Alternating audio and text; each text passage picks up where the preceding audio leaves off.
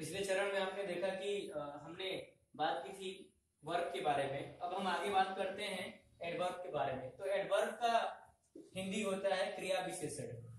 तो क्रिया विशेषण किसे कहते हैं?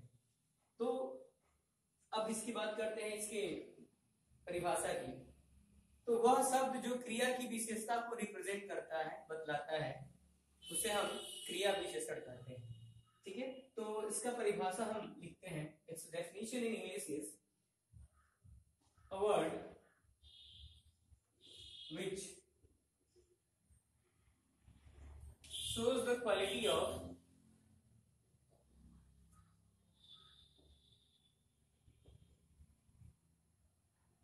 a verb is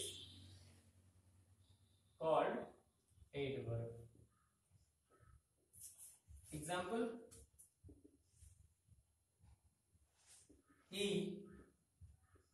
runs very fast. तो यहां पे दौड़ता तो है, लेकिन कैसे दौड़ता है? बहुत तेज दौड़ता है, वेरी फास्ट। तो यह क्रिया जो है, इसकी जो विशेषता है वेरी फास्ट, यह जो है क्रिया की विशेषता हो गई। तो इस वाक्य में इस क्रिया की विशेषता वेरी फास्ट है। जहां पे दिखाया गया है आपको a word which shows the quality of a verb, वह शब्द जो क्रिया की विशेषता को बतलाता है उसे हम एडवर्ब कहते हैं। तो यहां पर क्रिया की विशेषता है वेरी फास्ट। ठीक है, तो यह शब्द क्रिया की विशेषता को रिप्रेजेंट कर रहा है। अगला जो है कंजक्शन। कंजक्शन से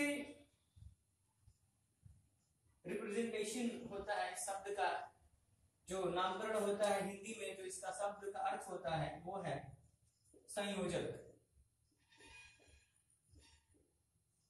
संयोजक से ही समझ में आ जाता है कि संयोग करता है, मतलब जोड़ता है। ठीक है, तो इसकी जो हिंदी में परिभाषा होगी वो ये है कि वह शब्द जो दो वाक्य या दो शब्दों को जोड़ने का कार्य करता है उसे हम संयोजक कहते हैं। अब इसका जो इंग्लिश डेफिनेशन है वो कुछ इस प्रकार है। It is a word which add to sentence or word together is called conjunction.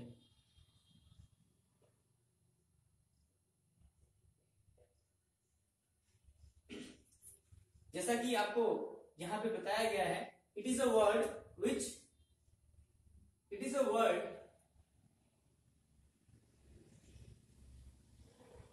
which add two sentences or word together is called conjunction. वह शब्द जो दो वाक्यों या दो शब्दों को एक साथ जोड़ने का कार्य करता है, ऐसे शब्द को हम कंजक्शन कहते हैं। जैसे Ravi and Rahul are friend. तो यहां पर एंड जो है दो शब्दों को जोड़ने का कार्य कर रहा है। Ravi and Rahul are friend. तो यहां पर रवि और राहुल क्या है? दोस्त बताए जा रहे हैं। इसी का अगर दूसरा मैं उदाहरण आपको समझाऊं तो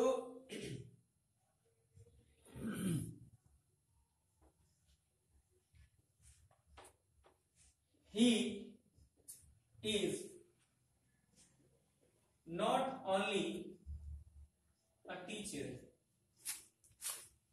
but also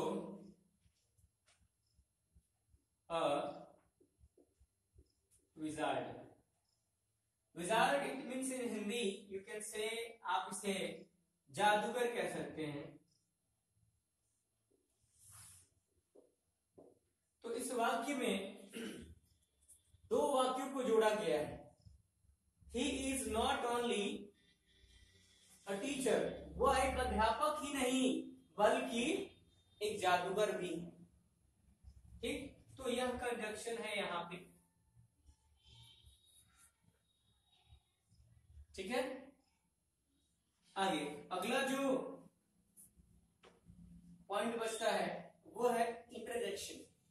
तो इंटरजेक्शन को हम हिंदी में कहते हैं विस्मयादिबोधक।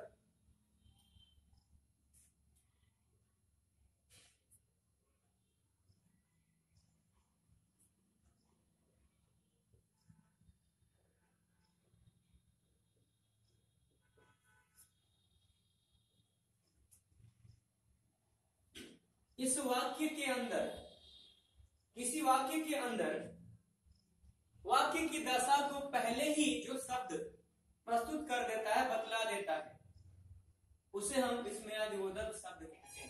वह शब्द जो किसी वाक्य के